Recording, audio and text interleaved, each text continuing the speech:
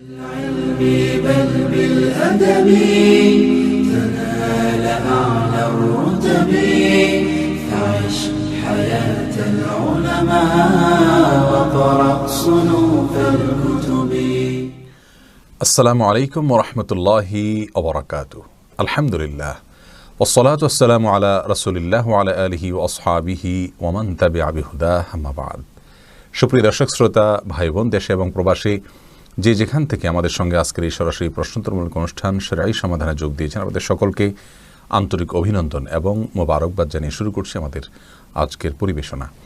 প্রিয় দর্শক, আসুন্নাহ ফাউন্ডেশনের স্টুডিও থেকে সরাসরি সম্প্রচারিত এই প্রশ্নোত্তরমূলক অনুষ্ঠানে আপনাদের যে কোনো জীবন ঘনিষ্ঠ জিজ্ঞাসা আপনারা পেশ করতে পারেন। এই পোস্টের মন্তব্যের ঘরে আপনাদের প্রশ্ন অত্যন্ত সংক্ষেপে বাংলায় পরিষ্কার করে লিখুন। আমরা ইনশাআল্লাহ আপনাদের প্রশ্নের যথাসম্ভব উত্তর দেওয়ার চেষ্টা করব।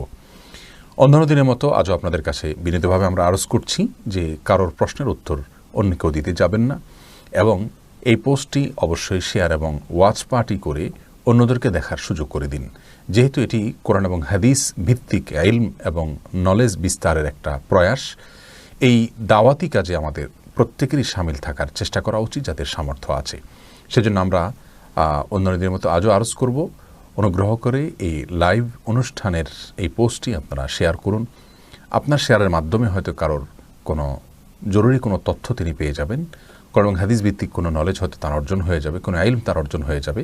আর এর মাধ্যমে কিন্তু আপনি সাদকায়ে জারিয়ার বা সওয়াবে জারির এক বিরাট বড় সুযোগ আপনি লাভ করবেন। কারণ মানুষের মৃত্যুর পরে উপকারী ইলম রেখে গেলে তার কোনো মাধ্যম তিনি হলে আল্লাহ রাব্বুল আলামিন তার সওয়াব তাকে দিতে থাকেন। যার কারণে এ ধরনের অনুষ্ঠানগুলোকে আমরা বেশি থেকে বেশি বিস্তার করার চেষ্টা করব। জাযাকুমুল্লাহ খায়ের। সেই সাথে আমাদের সিরাত কম্পিটিশন এবং সিরাত পাঠ এবং প্রতিযোগিতার যে উদ্যোগ আমরা নিয়েছি আসুন্নাহ ফাউন্ডেশন স্টুডিও থেকে, আলহামদুলিল্লাহ আপনাদের বিপুল পরিমাণ সাড়া ইতিমধ্যে পড়েছে। প্রায় 30,000-এর কাছাকাছি লোক রেজিস্ট্রেশন করে ফেলেছেন। আগামীকাল সকালে ইনশাআল্লাহ রেজিস্ট্রেশন সম্পন্ন হবে। আমাদের এটার জন্য যে প্রয়োজনীয় অর্থের প্রয়োজন সেটা এখনও আমাদের হাতে আসেনি, তবে আলহামদুলিল্লাহ অনেকখানি এসেছে। আমরা আশা করব যেটুকু অবশিষ্ট আছে সেটুকু আল্লাহ রাব্বুল আলামিন ব্যবস্থা করে দিবেন। আপনাদের যাদের সুযোগ আছে সাদকায়ে জারিয়া সিরাত গ্রন্থের ভর্তুকির যে মূল্য সেটা পরিশোধ করে একটি বই কিন্তু একটি সাদকায়ে জারিয়া বা সওয়াবে জারির একটি বিরাট বড় মাধ্যম। এখান থেকে একজন যুবক, একজন মুসলিমের জীবনের মোড় পরিবর্তন হয়ে যেতে পারে। গুরুত্বপূর্ণ এই ইনিশিয়েটিভে আপনাদের সবাইকে অংশগ্রহণ করার আমরা উদাত্ত আহ্বান করছি ইনশাআল্লাহ বিইذনিল্লাহ। এরপর থেকে আমাদের ইসলামী জ্ঞানের ভুবন নামে যে পেজ আমরা উন্মুক্ত করেছি সেখানে এই প্রতিযোগিতার পরবর্তী ধাপগুলো সম্পর্কে আপনাদেরকে অবহিত করা হবে নিয়মিত ইনশাআল্লাহ। আমাদের টিম রাত দিন অক্লান্ত পরিশ্রম করে যাচ্ছে, কাজ করে যাচ্ছে এই প্রোগ্রামটিকে সুচারুরূপে বাস্তবায়ন করার জন্য। আমরা আশা করছি যে ইনশাআল্লাহ সিরাতের একটি গুরুত্বপূর্ণ আয়োজন, এটাকে আমরা সুন্দরভাবে চমৎকারভাবে শেষ করতে পারবো। আপনারা দোয়া করবেন, আল্লাহ যেন আমাদেরকে সাহায্য করেন। আর আপনারাও এই অনুষ্ঠানে এই প্রতিযোগিতায় অংশগ্রহণ করবেন এবং অন্যদেরকে অংশগ্রহণ করতে উদ্বুদ্ধ করবেন।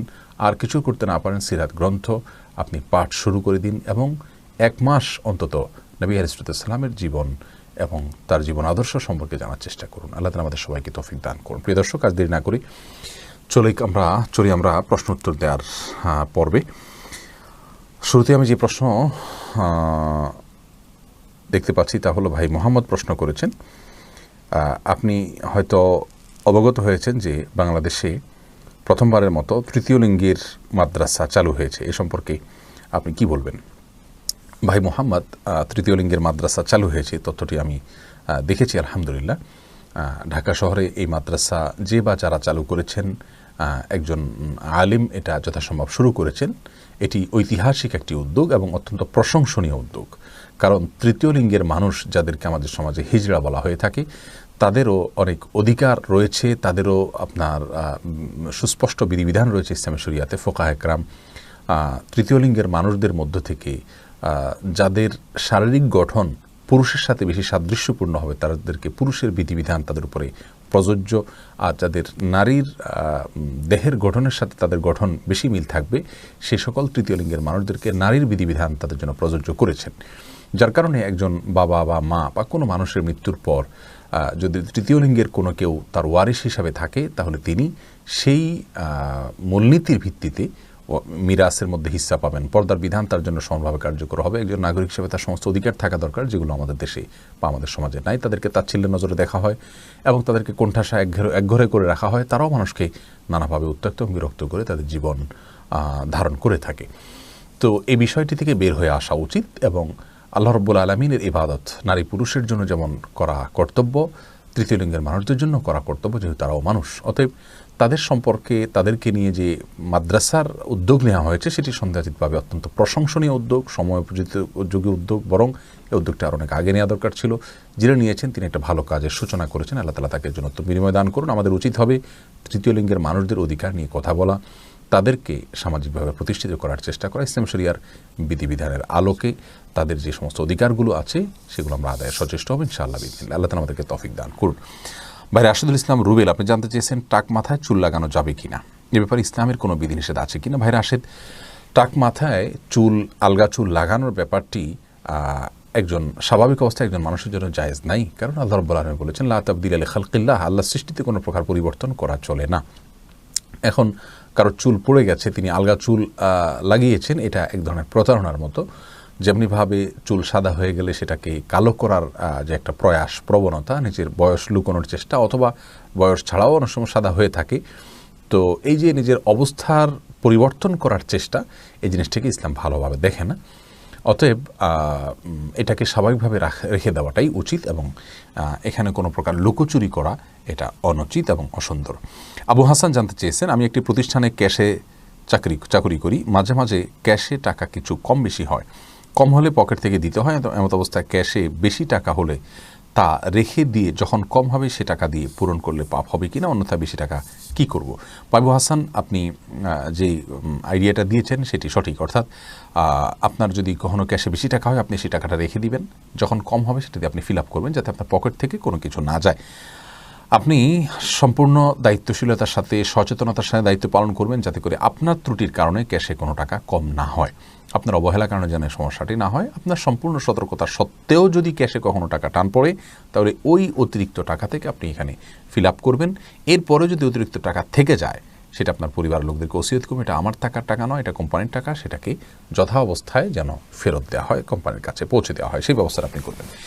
মহিবুর রহমান প্রান্ত, আপনি জানতে চেয়েছেন নামাজের ছোট সূরা আগে এবং বড় সূরা পরে পড়া যাবে কি না। ভাই মহিবুর রহমান প্রান্ত, এভাবে নামাজ পড়লে নামাজ হয়ে যাবে। যেমন সূরা ফাতিহা পাঠ করার পর আপনি সূরা কাউসার পাঠ করলেন, এরপরে সূরায় আপনি ফালাক পাঠ করলেন, অথবা শুরুতে আপনি সূরা ইখলাস পাঠ করলেন, এরপরে সূরা ওয়াইলুল লিকুল্লি পড়লেন, তাহলে সেক্ষেত্রে প্রথম রাকাতে ছোট সূরা, বড় রাকাতে বড় সূরা পড়লেন। এভাবে নামাজ পড়লে নামাজ হয়ে যাবে, টেনশনের কোনো কারণ নেই। তবে এইভাবে নামাজ পড়লে নামাজটা সুন্দর হলো না, এটা যথার্থ হলো না, সুন্নাহসম্মত উপায় হলো না। সুন্নাহ হলো প্রথম রাকাত অপেক্ষা দ্বিতীয় রাকাত একটু ছোট হবে, এবং এভাবে আপনার এই পদ্ধতিতে আমাদেরকে সালাত আদায় করতে হবে, এটা হলো সুন্নাহ। এটার ব্যত্যয় করলে নামাজ হয়ে যাবে, বাট ইচ্ছাকৃতভাবে এরকম ব্যত্যয় করা উচিত নয়। রাসূল করিম সাল্লাল্লাহু আলাইহি ওয়াসাল্লাম বিভিন্ন হাদিস থেকে দ্বারা বর্ণিত হয়েছে যে তিনি সালাতের প্রথম রাকাতের কেরাত যতটুকু দীর্ঘ করতেন, তৃতীয় রাকাতের কেরাতকে তার চাইতে একটু কম দীর্ঘ করতেন। অতএব সেটা মেনে আমাদের সালাত আদায় করতে পারলে ভালো এবং সুন্নাহসম্মত হবে ইনশাআল্লাহ বিইذনিল্লাহ। আমরা নিশ্চয়ই চাইব আমাদের সালাতটা সুন্দর হোক। আল্লাহ তাআলা কোরআনে বলেছেন সালাতকে কায়েম করতে, অর্থাৎ যথাযথভাবে সুন্দরভাবে করতে। যার সালাত যত সুন্দর, তার ঈমান, তার তাকওয়া তত সুন্দর। অতএব সুন্নাহসম্মতভাবে করার চেষ্টা করব, ইনশাআল্লাহ ব্যতিক্রম হলে নামাজ হয়ে যাবে। সাইদুর রহমান শফিক, আপনি জানতে চেয়েছেন, আমার সঙ্গে জোরপূর্বক বিয়ে দেওয়া হয়েছে, মুরব্বীরা কাবিন ইচ্ছা মতো বেঁধে দিয়েছেন, আমার বয়স কম থাকায় কোনো বিষয় ততটা বুঝতে পারিনি। এখন কাবিন হিসাবে আমার সামর্থ্য অনুযায়ী কিছু দিতে পারবো? আমাদের এই বিয়ে কি শরিয়া অনুযায়ী হয়েছে? আমি দ্বিধায় আছি। ভাই শফিক, আপনি যদি অপ্রাপ্তবয়স্ক অবস্থায়, নাবালেগ অবস্থায় আপনার অভিভাবকরা আপনার বিয়ে দিয়ে থাকেন, তাহলে প্রাপ্তবয়স্ক হওয়ার পর সম্পূর্ণ আপনার এখতিয়ার থাকবে সে বিয়েটা বহাল রাখা কিংবা ভেঙে ফেলা। ইসলাম শরিয়ার এই আইন নারী এবং পুরুষ সকলের জন্য প্রযোজ্য সমানভাবে। অর্থাৎ বাল্যকালে যদি কোনো অভিভাবক বালেগ হওয়ার আগে ছেলে মেয়েকে বিয়ে দিয়ে দেয়, বালেগ হওয়ার পর তারা চাইলে সেই বিয়াকে কন্টিনিউ করতে পারে, চাইলে তারা বলতে পারে না আমি বিয়ে মানি না। আর যদি ছোটকাল বলতে আপনি অপ্রাপ্তবয়স্ক না বোঝান, বরং বালেগ হয়েছেন বাট আপনার পরিণত বয়স হননি, পূর্ণ যুব হয়তো সেভাবে বড় যুব বা আরও বয়স বেশি হয়নি, তাহলে সেক্ষেত্রে আপনি হয়তো লজ্জার কারণে বলতে পারেন তারা একটা মহারণা বড় করে ধার্য করেছেন, এরকম যদি হয় তাহলে সেক্ষেত্রে আপনার বিয়ে হয়ে গেছে এবং এই মহারণা আপনার স্ত্রীকে আপনার পরিশোধ করতে হবে। আপনার বাঁচার উপায় হলো স্ত্রীর সাথে নেগোসিয়েশনে আসা, তার সাথে তাকে আপনি আপনার সমস্যাটা বোঝানোর চেষ্টা করা। তিনি যদি আন্তরিকভাবে আপনাকে ক্ষমা করেন অথবা ছাড় দেন তাহলে সেক্ষেত্রে আপনি ছাড় পেতে পারেন। আর যদি তিনি ছাড় না দেন তাহলে সেক্ষেত্রে আপনাকে ওই মহারণা টাকা কিন্তু পরিশোধ করতে হবে। এখন প্রাপ্তবয়স্ক হওয়ার পর যখন আপনি জানতে পারলেন, যদি প্রাপ্তবয়স্ক হওয়া অবস্থায় বিয়ে হয় তাহলে মহারণার ফিগারের কারণে আপনি আপত্তি জানতে পারেন যে এই ফিগারে আমি বিয়ে করব না। এখন মুশকিল হলো এই বিষয়গুলো মানুষ অনেক পরে জানে, ইসলাম সম্পর্কে জানাশোনা থাকে না, বিয়ে করি আমরা, বিবাহের বিধিবিধান আমরা জানি না, যার কারণে পরবর্তীতে ফেসে যাই। এক্ষেত্রে কিছুই করার থাকে না, মহারণা পরিশোধ করতেই হয়। সাইফুল্লাহ হেলালি, আপনি জানতে চেয়েছেন বর্তমান সমাজে পরিবারগুলোতে স্ত্রীর অবাধ্যতার দ্বিমত এবং কর্মসিদ্ধান্ত পরিমাণ বেশি দেখা যায়, এর থেকে পরিত্রাণের উপায় এবং ইসলামের আদেশ কি? ভাই সাইফুল্লাহ খুবই গুরুত্বপূর্ণ প্রশ্ন করেছেন। দেখুন, স্ত্রীর অবাধ্যতা এটা এজন্য হয় যে তার এলম নেই স্বামীর আনুগত্য করা তার জন্য কতটা আবশ্যক, না করলে তার ক্ষতিটা কেমন হতে পারে, এটা হারাম এবং এর মাধ্যমে তার জাহান্নামের পথ সুগম হবে। একজন মা, একজন মেয়ে, তিনি যদি এই বিষয়টিকে উপলব্ধি করতে পারেন তাহলে তার দ্বারা অবাধ্যতা হবে না। এজন্য তাকে দ্বীনের সঠিক ইলম দিতে হবে, আল্লাহর ভয় এবং তাকওয়া তার ভিতরে জাগ্রত করতে হবে। তাহলে সেক্ষেত্রে তিনি অনুধাবন করতে পারবেন যে তিনি কত বড় অপরাধ করছেন। এক্ষেত্রে স্বামী যদি সবর করতে পারেন তাহলে আল্লাহ তাআলা তাকে জন্য উত্তম বিনিময় এবং আজর দান করবেন এবং ধীরে ধীরে তাকে সংশোধন করার চেষ্টা করবেন। কিন্তু যদি কোনোভাবেই সবর করা না যায়, কোরআনে কারীম আমাদেরকে 4টি ধাপের কথা বলেছে। প্রথম হলো আল্লাহ বলেছেন ফাইজুহুন্না, তাদেরকে নসিহত করো। তারা যদি অবাধ্য হয়ে যায়, প্রথম হলো নসিহত করা হবে। এরপর ওয়াহজুরুহুন্না ফিল মাদাজা, তার সঙ্গে বিছানা পৃথক করে ফেলেন, অর্থাৎ অভিমান করুন। 3 নম্বর হলো তাকে আপনি শাসন করুন। এতেও যদি কাজ না হয় তাহলে সেক্ষেত্রে আল্লাহর হুকুম লঙ্ঘন হয়ে যাবে, একসাথে থাকতে গেলে যে কোনো দুর্ঘটনা ঘটতে পারে, এরকম যদি মনে হয় তাহলে সেক্ষেত্রে ফাবাসু হাকামা মিন আহলিহি ওয়া হাকামান মিন আহলিহা, তাহলে সেক্ষেত্রে স্বামী এবং স্ত্রী উভয়ের পরিবার থেকে একজন একজন করে তৃতীয় পক্ষ সালিস আসবেন, এসে তারা মীমাংসা করার চেষ্টা করবেন। তাতেও যদি না হয় তাহলে 5 নম্বর ধাপে গিয়ে তালাকের পথে হাঁটতে হবে, যদি কোনো উপায় আর খোলা না থাকে। আল্লাহ তাআলা সহজ করুক আপনার বিষয়গুলোকে এবং আমাদের সমাজে এটা আপনার না হতে পারে, সমাজে ব্যাপকভাবে হতে পারে। সবাইকে সমস্যা থেকে বের হয়ে আসার তৌফিক দান করুন। এবং মা বোনদের আসলে মৌলিকভাবে ধারণা দেওয়া দরকার যে বাহিরে কাজ করা এবং স্বামীর অবাধ্য হওয়া এগুলোর ভিতরে আসলে কল্যাণ নিহিত নেই। এগুলোতে বাহ্যিকভাবে কল্যাণ থাকলেও এগুলোতে বিবিধ এবং সমূহ কল্যাণ আছে। একটা আদর্শ দাম্পত্য জীবন এর মাধ্যমে মানুষ পায় না। এই বিষয়গুলো বোঝানো দরকার এবং কাউন্সেলিং করা দরকার। সাইদ জায়েদ, জোনায়েদ, আপনি জানতে চেয়েছেন যাদের অল্প দাড়ি তাদের চাপ দাড়ি উঠানোর জন্য কি ঔষধ ব্যবহার করা যাবে? ভাই সাইদ জোনায়েদ, ঔষধ ব্যবহার করে দাড়ি উঠানো এটা যদি স্বাস্থ্যের জন্য ক্ষতিকর হয়, ক্ষতিকর হওয়ার কথা স্বাভাবিকভাবে, যদি ক্ষতিকর হয় তাহলে কিন্তু এটা করা জায়েজ নাই। আল্লাহ রাব্বুল আলামিন বলেছেন ওয়ালা তালকু বিআইদিকুম ইলা তাহলুকা, তোমরা নিজেদেরকে ধ্বংসের দিকে, ক্ষতির দিকে ঠেলে দিও না। অতএব এমন কোনো ঔষধ ব্যবহার করা যাবে না যে ঔষধ ব্যবহার করলে আমাদের ক্ষতি হতে পারে। আর যদি কোনো প্রকার ক্ষতি না হয় তাহলে সেক্ষেত্রে দাড়ি গজানোর জন্য তিনি যদি কোনো মেডিসিন ইউজ করতে পারেন, কোনো অসুবিধা নেই। তবে মনে রাখা উচিত আল্লাহ রাব্বুল আলামিন তাকে যেভাবে সৃষ্টি করেছেন সেটার উপরে সন্তুষ্ট থাকা, এটার মধ্যেই কল্যাণ নিহিত আছে। চাপদাড়ি বা গালভর্তি দাড়ি হলে অনেক সুন্দর দেখা যাবে, সন্দেহ নাই, কিন্তু আল্লাহ রাব্বুল আলামিন আমাকে যেভাবে সৃষ্টি করেছেন, আল্লাহর এই ফয়সালায় সন্তুষ্ট হয়ে যাওয়া, এটার ভিতরেও কিন্তু এক ধরনের তৃপ্তি আছে, এর মধ্যে এক ধরনের শান্তি আছে। এই জন্য এই ধরনের পথগুলো অবলম্বন না করা ভালো। কিন্তু যদি স্বাস্থ্যের জন্য ক্ষতিকর কিছু না হয় তাহলে করতে পারেন, কোনো নিষেধাজ্ঞা নেই। তামান্না ইসলাম সেতু, আপনি জানতে চেয়েছেন মেয়েদের কি পশু পাখি জবাই করা জায়েজ আছে? বোন, অবশ্যই জায়েজ আছে। মুরগি, হাঁস, এই জাতীয় পশু পাখি, গরু, এগুলো জবাই করার ক্ষেত্রে অনেক উদাহরণ আমাদের সমাজে আছে। যেমন ভাই বোন দুজন মিলে একসাথে গরু জবাই করতে পারবেন না শেয়ারে। তারপরে আপনার মেয়েরা গরু বা ছাগল বা কোনো পশু জবাই করতে পারবেন না। গোসল ফরজ অবস্থায় গরু ছাগল জবাই করা যাবে না। স্বামী স্ত্রী একজন ধরবেন আর একজন জবাই করবেন, এভাবে করা যাবে না। এরকম নানাবিধ কথা আমাদের সমাজে প্রচলিত আছে। এগুলো সবগুলো ভ্রান্ত ধারণা। ছেলেরা যেমন জবাই করতে পারবেন, মেয়েরাও কিন্তু সেভাবে আপনার জবাই করতে পারবেন, কোনো অসুবিধা নেই। জবের যে শর্ত আছে বিসমিল্লাহ আল্লাহু আকবার বলে জবাই করে ফেলবেন। মোহাম্মদুল্লাহ হাবিবি, আপনি জানতে চেয়েছেন রেস্টুরেন্টে মুরগি দাঁড়ায় তৈরি কোনো খাবার গ্রহণের সমস্যা আছে কি, বিশেষ করে ড্রেসিংয়ের ব্যাপারে? দেখুন, রেস্টুরেন্টে মুরগি খেতে পারেন যদি আপনার কোনো হারামের কোনো আলামত না থাকে বা প্রবল কোনো সন্দেহ না হয় যে এখানে হারামের মিশ্রণ আছে। শুধু খুঁতখুঁতে স্বভাবের কারণে এটাকে বর্জন করার হারাম মনে করার কোনো কারণ নেই। আর ড্রেসিংয়ের বিষয়ে ডক্টর খন্দকার আবদুল্লাহ জাহাঙ্গীর রহমানুল্লাহর গবেষণা সবচেয়ে আমার কাছে সমৃদ্ধ এবং যুক্তিসঙ্গত মনে হয়। আবদুল্লাহ জাহাঙ্গীর রহমাহুল্লাহর গবেষণাটির আগে আমরা ভিন্ন যে গবেষণা আছে সেটা বলছি। আমাদের দেশে অনেক ওলামা একরাম মনে করেন যে মুরগির ড্রেসিং করলে সে মুরগি খাওয়া জায়েজ নাই, এবং সেক্ষেত্রে তাদের যুক্তি হলো যে মুরগি জবাই করার পর তার পেটে যদি ড্রেসিং বলতে নাড়িবুড়ি বের করা ছাড়া যদি ড্রেসিং করা হয়, তার পেটে যদি নাড়িবুড়ি থাকে ওই অবস্থায় যদি গরম পানিতে চুবানো হয় চামড়াটা পৃথক করবার জন্য, তাহলে সেক্ষেত্রে আপনার ভেতরের যে নাপাকগুলো আছে, তার মল আছে, নাড়িভুঁড়ির ভেতরে ময়লা আছে, সেগুলো গোশতের সাথে মিশে যেতে পারে। তাহলে নাপাক মিশে গেলে আর খাওয়া যাবে না। এই জন্য ড্রেসিং এভাবে করা, অর্থাৎ পেটে নাড়িভুঁড়ি রেখে পানিতে, গরম পানিতে ড্রেসিং করা ওলামা একরাম নাজায়েজ বলেন।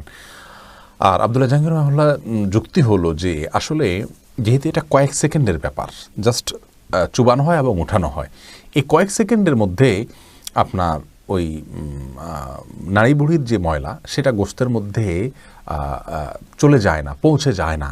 এটাই হলো বাস্তবতা। এত অল্প সময়ের ভিতরে এটা পৌঁছে যায় না।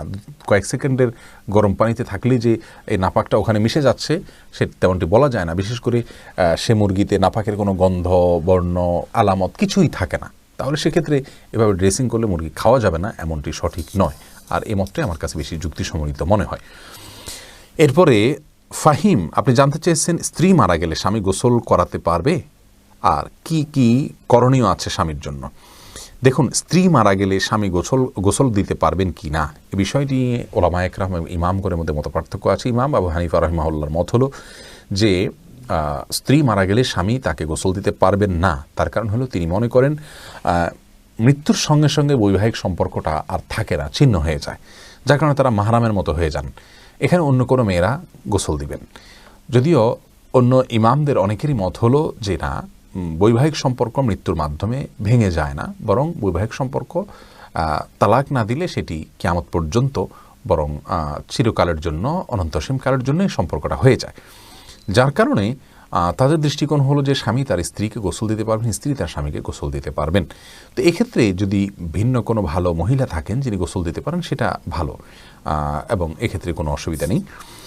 আর তারেক তালুকদার, আপনি জানতে চেয়েছেন যে কিয়ামতের দিন সূর্য মানুষের মাথার কতটুকু উপরে থাকবে। ভাই তারেক, কিয়ামতের দিন মানুষের মাথার ঠিক কতটুকু সূর্য উপরে থাকবে এ বিষয় নিয়ে আপনার রাসূল করিম সাল্লাল্লাহু আলাইহি ওয়াসাল্লাম একটি হাদিস রয়েছে। তিনি বলেছেন বিকদ্রিল মিল আও কামা ক্বাল, অর্থাৎ সূর্য মানুষের মাথা থেকে 1 মিল পরিমাণ দূরত্বে থাকবে। এই মিল বলতে সুরমার যে দানি, সুরমা দানিতে যে শলাকা থাকে যেটা দিয়ে সুরমা তোলা হয়, এই শলাকাকেও মিল বলা হয়। আবার মিল বলতে মাইল আরবিতে সেটাও বোঝানো হয়, অর্থাৎ আপনার 1 মাইলের যে দূরত্ব সেটাও বোঝানো হয়।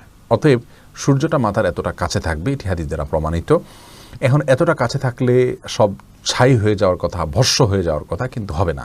কারণ কিয়ামতের মহাপ্রলয়ের পরে যখন আল্লাহ তাআলা পুনরুত্থান করবেন, হাসরের পরে যখন মানুষকে পুনরায় জীবন দিবেন, এরপরে আর মানুষের মৃত্যু হবে না। রাসূল করিম সাল্লাল্লাহু আলাইহি ওয়াসাল্লাম বলেছেন যে প্রতীকী ছাগল এনে জবাই করে দেওয়া হবে এবং বলা হবে যে মৃত্যু নামক কোনো কিছু আর থাকবে না। এই ছাগলকে মৃত্যুর রূপ দিয়ে জবাই করে দেওয়া হয়েছে এবং এর মাধ্যমে চিরকালের জন্য মৃত্যুর পথ বন্ধ হয়ে গেল। কারণ আর মৃত্যু হবে না। যে সুখে থাকবে চিরকাল সুখে থাকবে, অনন্ত অসীমকাল, অশেষ সময় পর্যন্ত। আর যে দুঃখে থাকবে সে অশেষ সময় পর্যন্ত জাহান্নামে ভোগ করতে থাকবে বা চলতে থাকবে বা বেঁচে থাকবে। তার কষ্ট হবে কিন্তু মৃত্যু হবে না। আল্লাহ রাব্বুল আলামিন সেরকম ধারণ ক্ষমতা মানুষকে দিয়ে দিবেন তখন। তো সূর্য এতটা কাছে থাকবে যেমনটি হাদিসে বর্ণিত হয়েছে। এমনি মুরাদ হোসেন জানতে চেয়েছেন, একটি ফলের বাগান বা ধানের জমি যদি নির্ধারিত টাকা দিয়ে বন্ধক বা লিজ নেওয়া হয় আর তা যদি কয়েক বছর ভোগ করার পর আবার পূর্ব নির্ধারিত টাকা ফেরত পাওয়া যায়, তাহলে এটা কি হারাম হবে? দেখুন, ফলের বাগান হোক অথবা ধানের জমি হোক, এটা নির্ধারিত টাকা দিয়ে যদি বন্ধক নেওয়া হয়, যিনি বন্ধক নিয়েছেন, টাকা দিয়ে জমিটা নিয়েছেন তিনি, অর্থাৎ বন্ধক রেখেছেন, সেটা যতদিনই তার কাছে থাকুক তিনি এটা টাকা পরিশোধ করার আগ পর্যন্ত ভোগ করা তার জন্য জায়েজ নাই। এটাকে মাকরুহ বলেছেন ওলামা ইকরাম। সরাসরি সুদ না হলে সুদের সাথে সাদৃশ্যপূর্ণ। বন্ধকের আইডিয়াটা আসলে মূলত আমরা লোন দিলাম, লোনের এগেনস্টে আমি একটু আমার গ্যারান্ট রাখলাম, যাতে করে লোকটি কোনো রকম বিট্রে করলে আমি সেখান থেকে আমার মূলধন উঠে আনতে পারি। এটাই হলো বন্ধকের কিন্তু মূল কথা। কিন্তু আমরা অনেকে মনে করি যে আমি টাকা দিলাম তাহলে আমি কী পেলাম। দান করলে যেমন সওয়াব হয়, মানুষকে লোন দিলেও তেমনিভাবে সওয়াব হয়ে থাকে। আপনি লোন দিচ্ছেন, সওয়াব পাবেন, কিন্তু লোন নিয়ে তিনি যেন টালবাহানা করতে না পারেন সেজন্য আপনি বন্ধক হিসাবে কিছু রেখে দিলেন, যাতে করে তাকে টালবাহানা করলে তাকে ধরা যায়, বসে আনা যায়, জাস্ট এই জন্য বন্ধক। কিন্তু সব জায়গাতেই আসলে স্বার্থ খোঁজা এবং লাভ খুঁজে বেড়ানো, এটা একটা প্রবণতা হয়ে গেছে আমাদের মধ্যে, যার কারণে কিন্তু এই সমস্যাটা দেখা দিয়েছে। যাই হোক, এরপরে আরজিল শরীফ এআইডি থেকে আপনি জানতে চেয়েছেন, আমি আমার খারাপ কাজ বাদ দিতে চাই, কিছুদিন বাদ দেই আবার শুরু করি, যেমন গুনগুন করে গান গাওয়া বাদ দেই কিন্তু আবার মনে চলে আসে, এছাড়াও মনে বাজে বাজে চিন্তা ও কথা আসে যা বলা যায় না, এমন অবস্থায় কী করতে পারি, বললে উপকৃত হব, দয়া করুন প্লিজ। ভাই শরীফ, আপনাকে বলবো যে গুনগুন করে যে আপনি গান গান, সেটা যদি গানের কথার ভিতরে যদি আপত্তিকর তেমন কিছু না থাকে, এমনকি যদি আপনার প্রেম ভালোবাসা জাতীয় কিছু থাকে, সেটা আপনার বিবাহিত স্ত্রীকে অথবা হবু স্ত্রীকে আপনি টার্গেট করে বলেন, তাহলে শুধুমাত্র খালি গলা গান গুনগুনিয়ে গান গাইলে আপনার গুনাহ হবে না। কিন্তু এর ফলে যদি গানের অর্থের ভিতরে শিরপূর্ণ কিছু না থাকে এবং অশ্লীল নোংরা কোনো কিছু না থাকে, আর মনের ভিতরে এছাড়া বাজে চিন্তা আসা বা অন্য গুনাহগুলো করা, আমাদের কিন্তু মানুষকে আল্লাহ রাব্বুল আলামিন সৃষ্টি করেছেন এমন যে বারবার আমরা গুনার দিকে চলে যাই, আমরা তওবা করি আবার গুনাহ হয়ে যায়, তওবা ভঙ্গ হয়ে যায়, আমরা কিন্তু এরকমই সৃষ্টিগতভাবে। আর এই জন্যই আল্লাহ রাব্বুল আলামিনের গুণবাচক নাম কিন্তু তাওয়াব, তিনি বারবার তওবা কবুল করেন। এজন্য বারবার তওবা কবুল করেন, সেই কথা মাথায় রেখে আমরা যে অপরাধ করতে থাকবো জেনে শুনে ঠান্ডা মাথা, তা নয়। তবে আমরা নিজের সঙ্গে যুদ্ধ করতে হবে, লড়াই করতে হবে, সংগ্রাম চালাতে হবে, আত্মনিয়ন্ত্রণের জন্য চেষ্টা আমাদের অব্যাহত রাখতে হবে। কিন্তু যদি কখনো সেটা হারিয়ে ফেলি, আমরা সাথে সাথে লজ্জিত হয়ে আল্লাহর কাছে চোখের পানি ফেলে মাপ চাইতে হবে। যত বেশি আপনি তওবা করবেন, চোখের পানি ফেলবেন, আল্লাহর সঙ্গে কথা বলবেন, আল্লাহর কাছে লজ্জিত হয়ে ওজর খাই করবেন একাকী নির্জনে, তত বেশি ইনশাআল্লাহ দেখবেন আপনি গুনাহ থেকে বাঁচার শক্তি খুঁজে পাবেন। এবং যখনই গুনাহ হয়ে যাবে, একটু কেঁদে কেটে একাকী হাত তুলে আল্লাহর কাছে লজ্জিত হয়ে ক্ষমা চাইবেন, ইনশাআল্লাহ আপনার পরবর্তী তওবাটা আরও স্ট্রং হবে। এভাবে ধীরে ধীরে আপনি কিন্তু গুনাহ থেকে বেঁচে থাকতে পারবেন। সেই সাথে আল্লাহ রাব্বুল আলামিনের নেককার বান্দা যারা আছেন, খুব অল্প সংখ্যক বান্দা আছেন সালেহ, দুনিয়া যাদেরকে টাচ করতে পারে না, যারা আখিরাত সত্যি বুঝেছেন, ইসলামটাকে সঠিকভাবে বুঝেছেন, দুনিয়ার কোনো মোহ তাদেরকে টানে না, তারা আখিরাতের জন্যই শুধু চেষ্টা করে যান, মুখলেস, কোরআন হাদিসের নলেজ আছে এবং ইলম আছে, আমল আছে, ইখলাস আছে, এরকম মানুষের সংখ্যা খুবই নগণ্য সমাজে। তাদের সান্নিধ্যে যত বেশি থাকবেন, তত ইনশাআল্লাহ আপনার মধ্যে কিন্তু এই তাকওয়া চলে আসবে। আল্লাহ তাআলা আপনাকে আমাকে সবাইকে তাকওয়ার সর্বোচ্চ শিখরে ওঠার তৌফিক দান করুন। এরপরে ভাই এমডি আব্দুল্লাহ জানতে চেয়েছেন, নারীরা উচ্চ আওয়াজে কোরআন তেলাওয়াত করতে পারবেন কি না। ভাই আব্দুল্লাহ, নারীরা উচ্চ আওয়াজে কোরআন তেলাওয়াত করতে পারবেন, তবে সেটি পরপুরুষের কান পর্যন্ত যেন না পৌঁছে, সে ব্যাপারে চেষ্টা করতে হবে।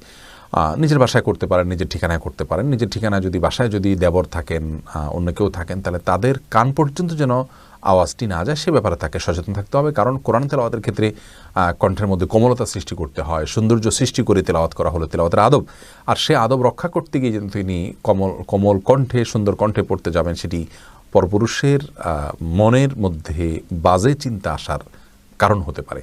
সেই জায়গা থেকে তিনি জোরে পড়বেন, যদি একাকী থাকেন বা কেউ না শুনে। আর যদি কেউ শোনার মতো থাকে, তাহলে তার কান পর্যন্ত যেন না যায়, সেভাবে তিনি তেলাওয়াত করবেন ইনশাআল্লাহ তাআলা।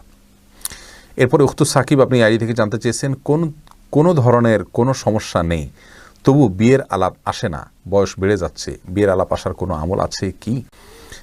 বোন উখতু সাকিব, বিয়ের বিষয়টির জন্য বিশেষভাবে সরাসরি কোনো আমল কোরআন হাদিসে শেখানো হয়েছে বলে আমার জানা নেই যে আমলটা করলে আমাদের বিয়েটা তাড়াতাড়ি হয়ে যাবে। বরং বিয়ে হচ্ছে না, এটা একটা সমস্যা। এই সমস্যা থেকে উত্তরণের জন্য আল্লাহ রাব্বুল আলামিনের কাছে সাহায্য চাইতে হবে, আল্লাহর কাছে সাহায্য প্রার্থনা করতে হবে, কামনা করতে হবে, এবং আপনার দোয়া কবুলের সময়গুলোতে আপনি দোয়া করবেন। তারপরে সাদকা, এটা মানুষের বিপদ আপদ দূরের জন্য মাধ্যম, সেগুলো করতে হবে। দোয়া ইউনুস পড়তে পারেন, তারপরে ইস্তেগফার পড়তে পারেন। এগুলোর মাধ্যমে মানুষের বড় বড় কঠিন সমস্যা দূর হয় এবং আল্লাহর কাছে বিশেষভাবে দোয়া করতে থাকতে হবে। আল্লাহ তাআলা সহজ করুন। জাহিরুল ইসলাম জানতেছেন, মা বাবার খরচের টাকা দেওয়ার পর মা বাবাকে না জানিয়ে কিছু টাকা জমানো কতটুকু জায়েজ আছে। জাহিরুল ইসলাম ভাই, সম্পূর্ণ জায়েজ আছে, আমাদের অনেক ভাইরা, বিশেষ করে প্রবাসে যারা থাকেন, তাদের অনেকে এই বিষয়টা না বোঝার কারণে একটা সময় কিন্তু তাদের আফসোস করতে হয়।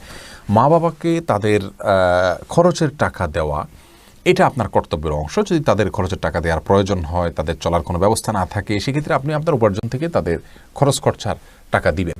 এরপরে আপনার উপার্জনে উদ্বৃত্ত অতিরিক্ত টাকা দিয়ে আপনি সঞ্চয় করা, আপনার ভবিষ্যতের জন্য কিছু করা, কোনো অ্যাসেট কিনা, এগুলো সম্পূর্ণ আপনার এখতিয়ার রয়েছে।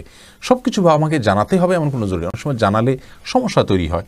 মা বাবা বোঝার চেষ্টা করেন না, ভুল বোঝেন, তারা চান যে সব ভাই বোনকে ভাগযোগ করে দিয়ে দেওয়া হোক, আপনার কোনো নিজের কোনো কিছু না রাখা হোক, এরকম অন্যায্য চাওয়া তারা অনেক সময় পেশ করেন। যার কারণে এরকম পরিস্থিতিতে আপনি একাকী কোনো কিছু অবশ্যই করতে পারেন, কোনো প্রকার অসুবিধা নেই।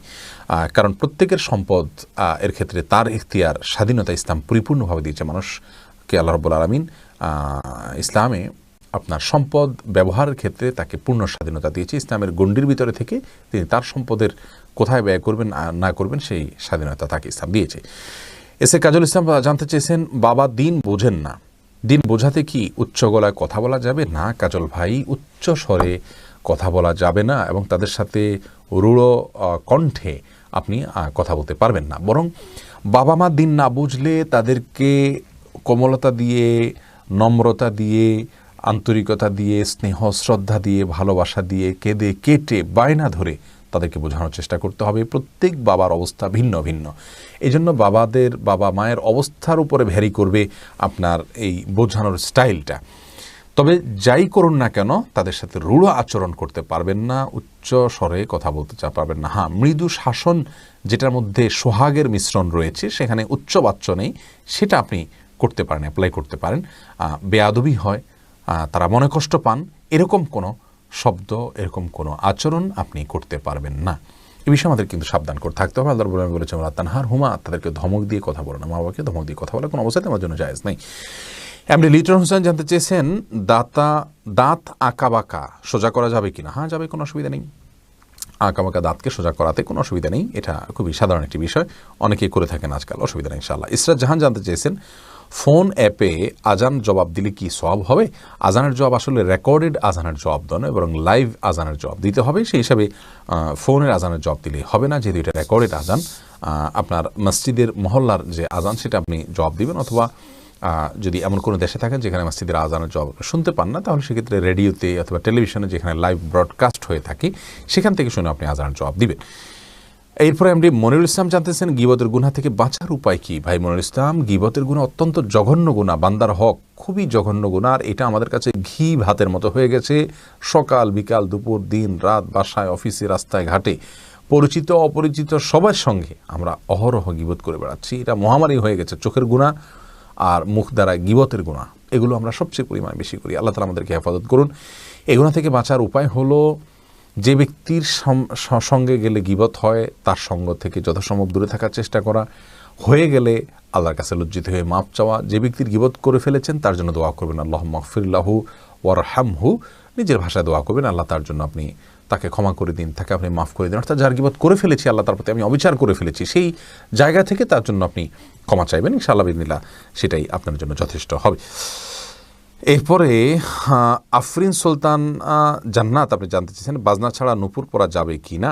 জীবন আপনি নূপুর পড়তে পারেন যদি সেটাতে বাজনা না থাকে এবং বাহিরে আপনি যখন পরে যাবেন সেটা আপনার পায়ে থাকতে পারে, কোনো অসুবিধা নেই। সাহাবা ইকরামের মধ্যে থেকে অনেকে নূপুর পরেছেন, অনেক মহিলা সাহাবীরা নূপুর পরেছেন, এরকমটি হাদিস দ্বারা স্পষ্টভাবে আমরা জানতে পারি। এরপরে আহমেদ সাব্বির আপনি জানতেছেন, দোকান ভাড়ার সিকিউরিটি মানি নেওয়া জায়েজ আছে কি না?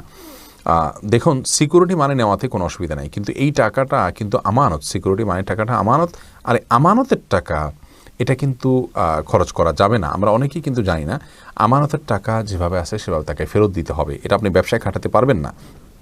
আমরা অনেকে মনে করি যে আমানতের টাকা বোধহয় যার মতো সে খরচ করতে পারে। বাসা বাড়িতে আপনার যদি হয়, আপনার কি বলে এটাকে, আমানতের যে টাকাটা, জামানতের যে টাকাটা, সেই টাকা যদি আপনি বাসা বা দোকান ভাড়া দিয়ে জামানতের টাকা রাখেন, তাহলে সেই টাকাটা আপনি জাস্ট গ্র্যান্ট হিসাবে রাখলেন, আপনাকে ওইটা ফেরত দিতে হবে। এটা শহর এলাকার সমস্ত বাড়িওয়ালারাই লঙ্ঘন করেন এই বিধানটি না জানার কারণে। এই টাকাটা যদি আপনাকে খরচ করতে হয় তাহলে আপনাকে নেওয়ার সময় বলতে হবে এটা জামানত না, কিচ্ছু না, এটা হলো অগ্রিম, ভাড়ার অগ্রিম। এখান থেকে ভাড়া কাটা যাবে মাসে মাসে, পরিপূর্ণ না কাটা যাক, নামকে অস্তে 1000 করে কাটা যাবে, বাকিটা ক্যাশ দিবে ভাড়া। এরপর যখন তিনি ভাড়াটিয়া চলে যাবেন তখন বাকিটাকে ফেরত পাবেন। এরকম যদি হয় তাহলে সেক্ষেত্রে এই টাকা তিনি ব্যবহার করতে পারবেন, তার জন্য ব্যবহার করা জায়েজ হবে। এরপরে এমডি আজিজুল আপনি জানতে চেয়েছেন ফ্রান্সের কিছু মেডিসিন আছে, ওইগুলো কি সেল করা ঠিক হবে, কি করা উচিত? ভাই আজিজুল, আপনি যদি দোকানদার হয়ে থাকেন তাহলে আপনাকে বলবো ফ্রান্সের যে মেডিসিন আপনার দোকানে আছে সেগুলোকে আপনি সম্ভব হলে ফেরত দিন। যদি ফেরত দিলে আপনি ক্ষতিগ্রস্ত না হন তাহলে আপনি ফেরত দিবেন। আর যদি ফেরত দেওয়ার কোনো স্কোপ না থাকে তাহলে সেক্ষেত্রে আপনি সেটা বিক্রি করতে পারেন। বিক্রি করে যত দ্রুত সম্ভব আপনি এই চ্যাপ্টার ক্লোজ করে ফেলেন, যাবত না তারা তওবা করে। যদি তারা কখনো তওবা করে এবং ফিরে আসে তাহলে সেটা ভিন্ন কথা, আপনি তাদেরকে এটার জন্য আর আপনার কিছু বলার থাকবে না, আপনি বিক্রি করতে পারবেন ইনশাআল্লাহ। আর যদি তারা তওবা করে ফিরে না আসে সেক্ষেত্রে আপনার উচিত হবে এই ঔষধকে যথাসম্ভব অ্যাভয়েড করা। যথাসম্ভব বলতে ফেরত দেওয়ার চেষ্টা করবেন বা রেখে দিবেন আপনি যদি খুব বেশি লুজার না হন পরিস্থিতি স্বাভাবিক হওয়ার আগ পর্যন্ত। কারণ তাদের উপরে প্রেশার ক্রিয়েট করা আমাদের ইমানি দায়িত্ব। তারা প্রিয় নবী সাল্লাল্লাহু আলাইহি সাল্লামের ইজ্জত নিয়ে ছিনিমিনি খেলছে এবং নির্লজ্জভাবে ইসলাম মুসলমানদেরকে একের পর এক আঘাত করে যাচ্ছে, যার কারণে আপনার প্রতি আমার পরামর্শ থাকবে যে সেগুলোকে আপনি ফেরত দেওয়ার ভিতরে আপনার জন্য তেমন কোনো ক্ষতির কারণ না হয় তাহলে সেক্ষেত্রে আপনি ফেরত দিয়ে দিন। এরপরে আব্দুল আহাদ আপনি জানতে চেয়েছেন মসজিদে বাচ্চারা আসলে মুরব্বীরা বকাঝকা করেন, এটা কি ঠিক?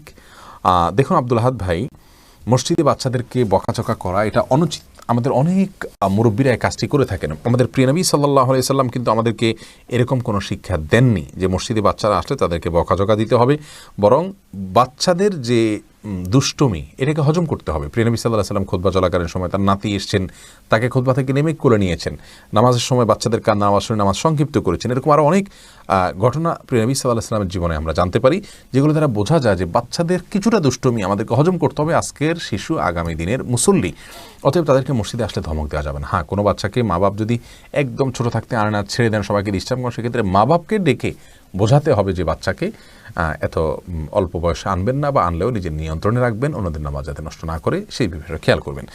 এমনি জাহাঙ্গীর হোসেন জানতে চেয়েছেন যে প্যান্ট পরে খেলাধুলা করা হয় তাদের নামাজ পড়া যাবে কিনা? যাবে, তবে এটা উচিত নয়। আল্লাহর রাব্বুল আলামিন বলেছেন ইয়া আইয়ুহাল্লাযীনা আমানু খুযু যিনাতাকুম ইনদা কুল্লি মাসজিদ, হে ঈমানদাররা তোমরা প্রত্যেক নামাজের সময় সুন্দর পোশাক পরিধান করো। এই আয়াতের আলোকে ওলামায়ে কেরাম যে মাসআলা আবিষ্কার করেছেন তা হলো সুন্দর পোশাক দিয়ে সালাত আদায় করতে হবে। এমন পোশাকে নামাজ পড়া উচিত নয় যে পোশাক পরে আপনি কোনো সম্ভ্রান্ত জায়গায় যান না। নিরুপায় হলে ভিন্ন কথা, আপনি করতে পারেন। অতএব খেলাধুলার যে আপনার পোশাক আশাক বা স্পোর্টস ড্রেস, সেই ড্রেস পরে আপনি কোনো সম্ভ্রান্ত জায়গায় গুরুত্বপূর্ণ কোনো মিটিংয়ে যাবেন না। অতএব আল্লাহর সামনে কীভাবে আপনি সেটি পরে দাঁড়ান? অলসতা না করে আপনি ভালো পোশাক আশাক পরে, অর্থাৎ অন্য স্বাভাবিক পোশাক আশাক পরে সালাতে দাঁড়াবেন। তারপরে যদি এর পরে সালাত আদায় করেন, আদায় হয়ে যাবে। জেসমিন জেরিন আপনি জানতে চেয়েছেন জিন জাতি মানুষকে টাকা বা সম্পদ দেয় বা দিতে পারে কি না? এরকম কোনো সুযোগ আছে বলে আমার জানা নেই। কে এম সিয়াম আপনি জানতে চেয়েছেন বৈবাহিক ধর্ষণ বলে যে টার্ম চালু করা হচ্ছে ইসলামের বিষয়ে কি বলে? ভাই সিয়াম, এ সম্পর্কে আমাদের একটা বক্তব্য এই পেজে আছে এবং আমাদের ইউটিউব চ্যানেলে সুন্নাহ ফাউন্ডেশন লিখে যে ইউটিউব চ্যানেল আসবে সেখানে আপনি সার্চ করলে পাবেন। আমরা বৈবাহিক ধর্ষণ লিখে ইউটিউবে সার্চ দিলে আমাদের বক্তব্যটা পেয়ে যাবেন আশা করছি ইনশাআল্লাহ। সেখানে আমরা বলেছি এটি সুস্পষ্ট রূপে একটি ষড়যন্ত্র। মুসলিমদের বৈবাহিক জীবনকে, দাম্পত্য জীবনকে ধ্বংস করবার জন্য এটা পশ্চিমা বিশ্বের যারা দোসরে দেশীয় তাদের একটা ষড়যন্ত্র।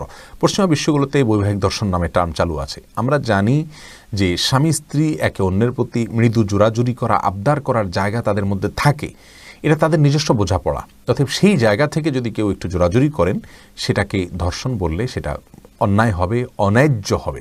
তবে হ্যাঁ, কিছু বিচ্ছিন্ন ঘটনা ঘটে। অনেক অমানুষ স্বামী আছেন, স্ত্রীর শারীরিক অসুস্থতা, অপারগতা, এগুলো সবগুলোকে ডিনাই করে, সবগুলোকে অবজ্ঞা করে, উপেক্ষা করে তিনি জুলুম করেন স্ত্রীর প্রতি। জুলুমকে আল্লাহ সবার জন্য হারাম করেছেন। অতএব স্বামী হিসাবে স্ত্রীর জন্য প্রতি যদি এরকম জুলুম করে অবশ্যই স্ত্রীর আদালতের দ্বারস্থ হতে পারবে এবং সেটাকে জুলুম হিসাবে দেখবে এবং সেটার জন্য স্বামী আল্লাহর কাছেও দোষী হিসাবে সাব্যস্ত হবেন। কিন্তু জোর করলেই ধর্ষণ হয়ে যায় বিষয়টি সেরকম নয়। স্ত্রী তো স্বামীকে জোর করে বাজারে নিয়ে যান, মার্কেটিং কেনাকাটা করেন এবং স্বামীর কাছ থেকে অনেক বায়না ধরেন, সেটাকে কি বৈবাহিক ডাকাতি বলবে কেউ? সেটাকে যেরকম আমরা স্বাভাবিকভাবে নিচ্ছি এটাকে এরকম স্বাভাবিকভাবে নেওয়া উচিত, বিচ্ছিন্ন কিছু ঘটনা বাদ দিয়ে। এরকম বৈবাহিক ধর্ষণের এই বিষয়টা নিয়ে ইতিমধ্যে নোটিস করা হয়েছে সরকার বিভিন্ন প্রতিষ্ঠানকে, আমরা জানি। এটা যদি করা হয় তাহলে সেক্ষেত্রে এখানে সাক্ষীটা কি থাকবে? কেউ তো সাক্ষী থাকবে না। স্বামী স্ত্রীর একান্তে যখন থাকবে তখন একটু মনোমালিন্য হলে কিন্তু মেয়েরা স্বামীদের বিরুদ্ধে আদালতে যাবে এবং ধর্ষণের অভিযোগ দায়ের করবে। যেহেতু আপনার ধর্ষণের সর্বোচ্চ শাস্তি মৃত্যুদণ্ড কার্যকর করা হয়েছে, এটাকে অপব্যবহার করে একটা অপচেষ্টা চালানো হবে এবং আপনার বহু রকমের নাটকীয় এখান থেকে হবে। বিধায় এটা আমাদের সমাজের জন্য কখনো কল্যাণের পথ বের করে আনবে না, বরং জুলুম হলে সেটাকে অবশ্যই নালিশ করার সুযোগ থাকা উচিত, কিন্তু জোর করলেই সেটাকে আপনার ধর্ষণ হিসেবে বলবেন এরকমটি করা উচিত না এবং অন্যায্য এটি। ফারুক হোসেন আপনি জানতে চেয়েছেন বিটকয়েন ক্রয় বিক্রয় করা কি জায়েজ আছে? ভাই ফারুক, বিটকয়েন সম্পর্কে আমরা বিস্তারিত ধারণা এখনও নিতে পারিনি। এর আগেই প্রশ্ন এসছে, কিন্তু দুঃখজনক যে আমরা সময় সুযোগ করে এ সম্পর্কে ধারণা নিতে পারিনি। বিটকয়েন সম্পর্কে আরও বিস্তারিত ধারণা নিয়ে ইনশাআল্লাহ আমরা আপনাদেরকে জানানোর চেষ্টা করব। আপাতত এই প্রশ্নটির উত্তর আমরা দিচ্ছি না, স্কিপ করছি, দুঃখিত সেজন্য। মাহফুজ মুন্না আপনি জানতে চেয়েছেন খাওয়ার সময় ছেলেদের গোপে পানি বা খাবার লাগলে তাকে হারাম হবে? না, এমন কোনো কথা নেই। গোপে পানি বা খাবার লাগলে হারাম হয়ে যাবে, এটা জায়েজ নাই। এরপরে ইলিয়াস সানি আপনি জানতে চেয়েছেন স্বামী স্ত্রীর মিল মহব্বত এবং পারিবারিক ভালোবাসা বজায় রাখার জন্য কি করণীয়? ভাই ইলিয়াস, স্বামী স্ত্রী মিল মহব্বত এবং পারিবারিক ভালোবাসা বজায় রাখার জন্য সর্বপ্রথম করণীয় হলো পরস্পরের প্রতি যে দায়িত্ব আছে সেই দায়িত্বগুলো ইসলাম শরীয়তের দৃষ্টিকোণ থেকে যেগুলো আরোপিত হয়েছে সেগুলো সম্পর্কে জানতে হবে, এক নম্বর কাজ। দ্বিতীয় কাজ হলো আল্লাহর কাছে দোয়া করতে হবে। বিশেষ করে সূরা ফুরকান আয়াত নম্বর 74 যে দোয়া আছে, রব্বানা হাব লানা মিন আজওয়াজিনা ওয়া যুররিয়াতিনা কুররাতা আয়ুন ওয়াজআলনা লিল মুত্তাকিনা ইমামা, এই দোয়া স্বামী স্ত্রী উভয় বিশেষ করে অর্থ বুঝে আল্লাহর কাছে নিবেদন করতে হবে, আল্লাহ যেন তাদেরকে সুখ শান্তিপূর্ণ জীবন দান করেন। তৃতীয়ত তাদের মিল মহব্বতের জন্য দুজনকে ধৈর্যের প্রশিক্ষণ নিতে হবে এবং ধৈর্যের পরাকাষ্ঠা প্রদর্শন করতে হবে। প্রিয় নবী সাল্লাল্লাহু আলাইহি ওয়াসাল্লামের দাম্পত্য জীবনে কতটা ধৈর্যশীল ছিলেন, মেয়েদেরকে কতটা আপনার সহনশীলতার কথা বলেছেন এবং স্বামীর প্রতি কৃতজ্ঞতা আদায় করতে বলেছেন, এই বিষয়গুলোকে আমাদের মাথায় রাখতে হবে ইনশাআল্লাহ বিদিল্লাহ। তাহলে দাম্পত্য জীবনে সুখ শান্তি নেমে আসবে। সর্বোপরি আল্লাহর অবাধ্যতা এবং হারাম এর পথ থেকে সরে আসতে হবে। হারামের পথ যদি খোলা থাকে তাহলে সেখানে শান্তি থাকে না। আল্লাহ তাআলা আমাদেরকে দাম্পত্য জীবন সুখী করুন। রবিউল ইসলাম জানতে চেয়েছেন কোনো কিছুতে পা লাগলে সালাম করা কি জায়েজ? না ভাই, কোনো কিছুতে পাও লাগলে সেখানে হাত দিয়ে সালাম করতে হবে। হাত দিয়ে যদি সালাম হয় না, পা ছুঁয়ে এটাকে সম্মান করে কোনো কথা নেই। কিন্তু আমাদের সমাজ যেহেতু পাও লাগাটাকে অসম্মান মনে করা হয়, এটা ওরফ, আর ওরফের একটা এতেবার এবং গ্রহণযোগ্যতা ইসলামী শরীয়তে আছে, যার কারণে কারোর গায়ে পাও লাগলে সেটা লাথি দেওয়ার সাথে কিছুটা সাদৃশ্যপূর্ণ হওয়ার কারণে আমাদের সমাজ এটাকে দূষণীয় মনে করে। অ্যারাবিয়ানরা দূষণীয় মনে করে না, তারা জন্য পাও লাগলেও এটাকে কিছু মনে করে না। তো আমাদের সমাজ যদি দূষণীয় মনে করা হয়, সেহেতু যার কাছে যার গায়ে পাও লেগেছে তাকে যদি আপনি একটু টাচ করে আপনি আসলে পাও লাগাতে চাননি, হাত লাগাতে চেয়েছেন অথবা অশ্রদ্ধা করতে চান, এটা বোঝাতে চান, তাহলে সেটা ঠিক আছে, এটাতে দোষের কিছু নেই। তবে এর মানে এই নয় যে তাকে আপনি সালাম দিবেন। এরপরে মুরাদ আহমেদ আপনি জানতে চেয়েছেন জিম সেন্টারে গিয়ে জিম করা যাবে কি না? ভাই মুরাদ, জিম সেন্টারে গিয়ে জিম করাতে কোনো অসুবিধা নেই। আপনার শারীরিক ফিটনেসের জন্য আপনি জিম সেন্টারে যেতেই পারেন, কোনো অসুবিধা নেই ইনশাআল্লাহ বিদিল্লাহ। সাব্বির তুতুল আপনি জানতে চেয়েছেন মানি ব্যাগে নিজের ছবি প্রিন্ট করা থাকলে ওইটা কি নিজের সাথে রাখা জায়েজ হবে? জিম সেন্টার সম্পর্কে বলি, মেয়েরা ছেলেরা পর্দার বিধানটা খেয়াল করবেন, সেখানে মিউজিক যেন না থাকে, এই বিষয়গুলো খেয়াল করবেন, এমনিতে যাওয়া জায়েজ আছে। জি, সাব্বির টুটুল ভাইয়ের প্রশ্ন উত্তর হলো মানি ব্যাগে নিজের ছবি প্রিন্ট করা থাকলে ওইটা কি নিজের সাথে রাখা যাবে। বিশেষ করে আপনার সিকিউরিটি হিসাবে, আল্লাহ না করুক আপনার কখনো মৃত্যু হলে বা কোনো প্রয়োজনে আপনার আইডেন্টিটির জন্য যদি প্রয়োজন হয় আইডেন্টিটির জন্য, তাহলে সেক্ষেত্রে আপনি ছবি রাখতে পারেন, কোনো অসুবিধা নেই ইনশাআল্লাহ। সুমাইয়া মৃতি এই আইডি থেকে আপনি জানতে চেয়েছেন ঘরের দেয়ালে সৌন্দর্য বাড়াতে প্রজাপতির ছবি বা স্টিকার লাগানো যাবে কি না। ঘরের দেয়ালে সৌন্দর্য বর্ধন করার জন্য প্রজাপতির পূর্ণাঙ্গ ছবি, যে পূর্ণ অবয়ব বোঝা যায়, এরকম স্টিকার আপনি লাগাতে পারবেন না, কারণ কোনো প্রাণীর ছবি অঙ্কন করা, মূর্তি তৈরি করা এগুলো নিষিদ্ধ, যার কারণে আপনি পরিপূর্ণভাবে স্পষ্ট বোঝা যায় তার অবয়ব, এরকম কোনো কিছু করা যায় হবে না। আমিনা ইসলাম জানতে চেয়েছেন কিস্তিতে কোনো পণ্য ক্রয় করা যাবে কি না। যাবে, কোনো অসুবিধা নেই। নিশাত তাসনিম জানতে চেয়েছেন ঘরের সৌন্দর্য বাড়াতে যদি পেইন্টিং ব্যবহার করা হয় তবে এটা কি অপচয়ের অন্তর্ভুক্ত হবে? না, অপচয় হবে না। পেইন্টিং ব্যবহার করাতে কোনো অসুবিধা নেই। আল্লাহ রাব্বুল আলামিন এটা আমাদের যাদেরকে সামর্থ্য দিয়েছেন তারা সৌন্দর্যের জন্য এটা করতে পারেন। একজন সাহাবী সুন্দর পোশাক, একটু ভালো পোশাক পরিধান করার ব্যাপারে নবী সাল্লাল্লাহু আলাইহি ওয়াসাল্লাম জানতে চেয়েছেন এটা অহংকার হবে কিনা, তখন তিনি বলেছেন ইন্নাল্লাহা জামিল ইউহিব্বুল জামাল, নিশ্চয়ই আল্লাহ তাআলা সুন্দর, তিনি সৌন্দর্যকে পছন্দ করেন। অতএব এটা সৌন্দর্যের অংশ হবে ইনশাআল্লাহ বিদিনিল্লাহ। তবে অতিরিক্ত এত বেশি যেন না হয় যেটা অপচয়ের শামিল হয়ে যায়। এরপরে অ্যামাজিন আদিল ফাইয়াজ আপনি জানতে চেয়েছেন সৎ ভাই বোন সম্পর্ক রাখতে না চাইলে কি করণীয়। তারা না চাইলে তো আর আপনার দায়িত্ব থাকে না, কিন্তু আপনি আপনার জায়গা থেকে তাদের প্রতি আন্তরিকতা, বিনয়, নম্রতা, কোমলতা, শ্রদ্ধা, ভালোবাসা, সম্প্রীতি এগুলো আপনি প্রকাশ করার চেষ্টা করবেন। আপনার জায়গা থেকে আপনি বোঝানোর চেষ্টা করবেন যে আসলে আপনি রক্তের বন্ধন হিসাবে তাদের সাথে জুড়ে থাকতে চাচ্ছেন, তাদের হক আদায় করতে চাচ্ছেন। তারপর তারা যদি অবজ্ঞা করে, আপনাকে অসম্মান করে, তাহলে সেক্ষেত্রে আপনি অবশ্যই দূরত্ব বজায় রাখতে পারেন। কিন্তু আপনার পক্ষ থেকে যে দুয়ার সবসময় খোলা আছে সেই বার্তা তাদেরকে আপনি বিভিন্নভাবে জানিয়ে রাখতে পারেন। ফয়জুল্লাহ মিয়া আপনি জানতে চেয়েছেন জেনারেল থেকে দিনের পথে আসার সহজ পরামর্শ দেন। দেখুন, জেনারেল থেকে দিনের পথে আসার জন্য সর্বপ্রথম যে বিষয়টি জানা দরকার সেটা হলো যে দ্বীনি চেতনা, নিজের ভিতরে যখন দ্বীনি চেতনা আসবে তখন এই বিষয়টি সহজ হবে। আর দ্বীনি চেতনা আসার জন্য দ্বীনি চেতনা তৈরি হয় এ ধরনের বই পুস্তক পড়া, এ ধরনের মানুষের আলোচনা শোনা। সবচেয়ে ইফেক্টিভ হলো কোরআন। আল্লাহর কোরআনকে আপনি অর্থ সহকারে, ব্যাখ্যা সহকারে একটু একটু করে পড়ুন, আপনার ভিতরে ইনশাআল্লাহ চেতনাগত পার্থক্য আসবে। এবং মুত্তাকি পরহেজগার ওলামা একরাম যারা আছেন তাদের আলোচনা শুনবেন, তাদের সান্নিধ্য অর্জন করবেন ইনশাআল্লাহ বিদিনিল্লাহ।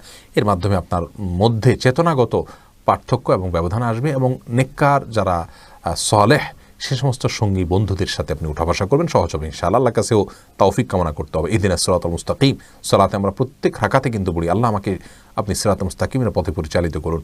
এই দোয়াটা যখন পড়বেন তখন মনে মনে আল্লাহর কাছে এইটা চাইবেন, অর্থ বুঝে, ইনশাআল্লাহ আল্লাহ তাআলা সহজ করবেন। এরপরে শাহিনুর পারভিন আপনি জানতে চেয়েছেন পরিবার পরিকল্পনা চাকরি করা কি জায়েজ হবে? মৌলিকভাবে চাকরি করা, পরিবার পরিকল্পনার এমন কোনো পদে চাকরি করলেন যেখান থেকে আপনার কোনো হারাম কাজ করতে হচ্ছে না, এরকম যদি হয় তাহলে সে চাকরি আপনি করতে পারবেন, জায়েজ হবে। এসেছে হেলাল খান জানতে চেয়েছেন অজু করার সময় দাঁত থেকে রক্ত বের হলে কি অজু হবে? দাঁত থেকে যদি রক্ত বেশি বের হতে থাকে, যার ফলে আপনার থুতু লাল হয়ে যায় এবং লালচে ভাব বেশি থাকে থুতুর মধ্যে, তাহলে সেক্ষেত্রে আপনার অজু হবে না। আর যদি লালচে ভাব কম থাকে, হালকা হলুদ হয়, তাহলে সেক্ষেত্রে অজু হয়ে যাবে। জান্নাতুল বাকিয়াহ মুনি আপনি জানতে চেয়েছেন স্বামী স্ত্রী একসাথে দাঁড়িয়ে নামাজ পড়তে পারবে নাকি একটু আগ পিছ করে দাঁড়াতে হবে? প্রত্যেকে যার যার নামাজ যদি পড়েন, স্বামীর নামাজ পড়ছেন, স্ত্রী নামাজ পড়ছেন, জামাতে পড়ছেন না, তাহলে পাশাপাশি দাঁড়িয়ে নামাজ পড়াতে কোনো অসুবিধা নেই, কিন্তু জামাতে নামাজ পড়লে সামনে পিছনে দাঁড়াতে হবে। নাসরিন তবে পাশাপাশি দাঁড়াতে গেলে যদি মনোযোগের ব্যাঘাত ঘটে একে অন্যের, তাহলে সেক্ষেত্রে একটু আগ পাছ করে দাঁড়ানো ভালো। স্বামী একটু সামনে দাঁড়ান, স্ত্রী একটু পেছনে দাঁড়ান, এভাবে দাঁড়ানো উচিত যদি মনোযোগের ব্যাঘাত হবে বলে মনে হয়। নাসরিন লিনা আপনি জানতে চাইছেন হিল্লা বিবাহ কি জায়েজ আছে? হিল্লা বিবাহ এর মাধ্যমে 3 তালাক হয়ে গেলে মানে হিল্লা বিবাহের মাধ্যমে প্রথম স্বামীর জন্য ওই স্ত্রী হালাল হয়ে যাবেন। অর্থাৎ হিল্লা বিবাহের মাধ্যমে আগের যে স্বামীর সাথে তার 3 তালাক হয়ে গেছে তার সঙ্গে পুনরাবিবাহের উপযুক্ত হয়ে যাবেন হিল্লা বিয়ের মাধ্যমে। তবে এরকম হিল্লা বিয়ে দেওয়া এবং বসা এই উভয়টিকে অভিসম্পাত করেছেন নবী সাল্লাল্লাহু আলাইহি ওয়াসাল্লাম। তিনি বলেছেন লাআনাল্লাহুল মুহাল্লিলা ওয়াল মুহাল্লাল্লাহু, যে ব্যক্তি হিল্লা বিয়ে করলো, যার সাথে বিয়ের অ্যারেঞ্জ করা হলো, পাত্রপাত্রী উভয়ের প্রতি আল্লাহর পক্ষ থেকে লানত এবং গজব বর্ষণ হয়, এটা হারাম, গুনাহের কথা। মাকরুহ তাহরিম বলেছেন ইমাম আবু হানিফা রাহিমাহুল্লাহ। যার কারণে হিল্লা বিবাহ এমনিতে আপনার করলে মানে প্রথম স্বামীর জন্য এটা বৈধ হয়ে গেল, বাট কাজটা গুনাহের কাজ। শারমিন সোনালী আপনি জানতে চেয়েছেন যদি শ্বশুর শাশুড়ির সাথে বনিবনা না হয় তাহলে আলাদা থাকলে কি গুনাহ হবে?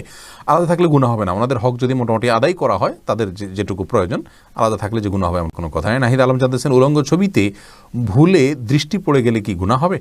ভুলে দৃষ্টি পড়ে গেলে গুনাহ হবে না, কিন্তু যখনই স্মরণ হবে তখনই সাথে সাথে ফিরে আনতে হবে। আল্লাহ তাআলার ভয়, আল্লাহ তাআলা আমাদেরকে সেই ভয় এবং তাকওয়া নসিব করুন।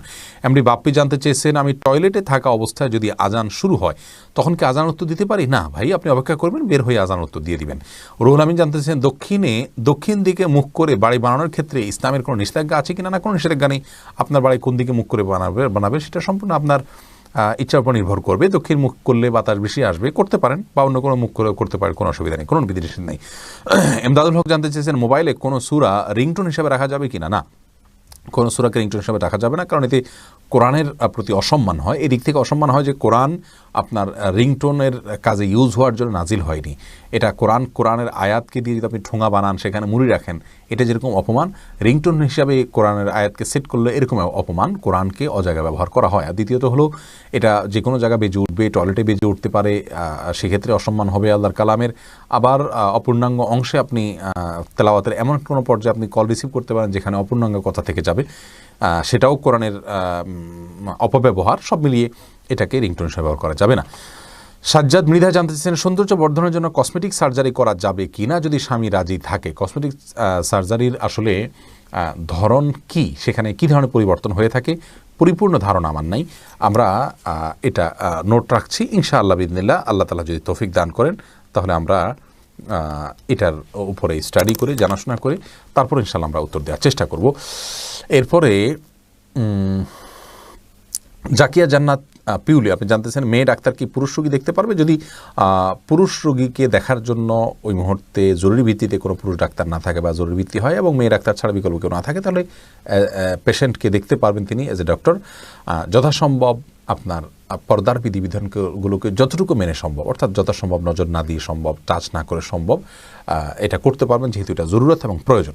আতিকুল ইসলাম জানতে চেয়েছেন জমি দান কি সাদকা জারিয়ার হিসাবে গণ্য হবে? অবশ্যই, যদি জমি দান করেন কোনো ভালো কাজের জন্য তাহলে সেটি একটা স্থায়ী সাদকার মাধ্যম, যার কারণে এটি সওয়াবে জারি, সাদকা জারিয়ার অন্তর্ভুক্ত হবে ইনশাআল্লাহ।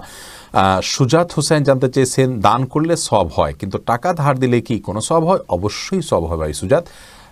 কোনো ক্ষেত্রে দানের চাইতে বরং লোন দিলে তার সওয়াবের পরিমাণ অনেক বেশি হয়। অতএব দান করলে যেমন সওয়াব হয়, মানুষকে হাওলাত দিলেও কিন্তু সওয়াব হয়। আজকাল লোন দিলে মানুষ ফেরত দিতে চায় না, নানামুখী সমস্যা হয়, সেজন্য গ্র্যান্ট হিসাবে, বন্ধক হিসাবে কোনো কিছু রেখে দিতে পারেন আপনি, কিন্তু লোন দেয়া অনেক বড় মাপের একটি ইবাদত এবং সওয়াবের কাজ। জুয়েল হাসান জানতে চেয়েছেন নামাজে কাঁধের সাথে কাঁধ মিলিয়ে দাঁড়ার যে দায়িত্ব, নামাজে কাঁধের সাথে কাঁধ মিলিয়ে দাঁড়ায়, যার সাথে দাঁড়ায় সে সরে যায়, কি করণীয়? দেখুন, যিনি সরে যান তিনি যদি সরে যান তাহলে আপনি আবার যায় মিশতে যাবেন না, কারণ সেক্ষেত্রে গণ্ডগোল ফাসাদ হবে, ভুল বোঝাবুঝি হবে, নিজের ভিতরে মনোমালিন্য হতে পারে। যদি তিনি সরে যান তাহলে পরবর্তী তাকে সম্ভব হলে বুঝিয়ে দিবেন, আর সম্ভব না হলে আপনি আপনার মতো চলে যাবেন। যদি এমন হয় যে ওই লোকটিকে বোঝাতে গেলে বিব্রতকর কোনো পরিবেশ হতে পারে, তাহলে একটা চিরকুট লিখে তার পাশে রেখে গেলেন, অথবা অন্য কাউকে বলেন ভাই ওনাকে একটু দিয়ে দিন, এভাবে দিয়ে আপনি চলে যেতে পারেন। এরকম হয়েছে, আমার পাশে এক ভদ্রলোক নামাজে দাঁড়িয়েছেন, তার থেকে এই পরিমাণ দুর্গন্ধ আসছিল যে তার পাশে কোনোভাবে দাঁড়ানো যাচ্ছিল না, ঘামের গন্ধ। বহু কষ্টে আমি সালাত শেষ করেছি। এরপরে দেখলাম যে ভদ্রলোককে বললে তিনি মনে কষ্ট পান কিনা, এই জন্য একটা কাগজে আলাদা করে লিখলাম যে ভাই আসলে এভাবে দুর্গন্ধ নিয়ে সালাতে আসলে অন্যদের কষ্ট হয় এবং এটা নিষিদ্ধ হাদিসে। এই বিষয়টি খেয়াল করলে আপনার নামাজটা আল্লাহর কাছে আরও বেশি গ্রহণযোগ্য হবে এবং চমৎকার হবে। কিছু নসিহা লিখে একটা ছোট চিরকুটে আমি ওটা সালাদ পড়ছেন এই অবস্থায় তার সামনে রেখে আমি সরে গেলাম, চলে আসলাম। উদ্দেশ্য তাকে দাওয়া পৌঁছানো, সেটা হয়ে গেছে আলহামদুলিল্লাহ, যাকে যেভাবে পৌঁছানো যায় এই জন্য তাকে এইভাবে পৌঁছানোর চেষ্টা করুন ইনশাআল্লাহ। আফরিন মোল্লা আপনি জানতে চেয়েছেন কাজা নামাজ কীভাবে আদায় করব? দেখুন, কাজা নামাজ আদায় করার পদ্ধতি হলো, যখন আপনি অনেকগুলো সালাত ছুটে যাবে তখন ধারাবাহিকভাবে পড়ে যাবেন, যতটুকু সম্ভব শুধু ফরজগুলো আদায় করে যাবেন, সুন্নত আদায় না করলেও চলবে, এগুলো পড়ে ফেলবেন আস্তে আস্তে।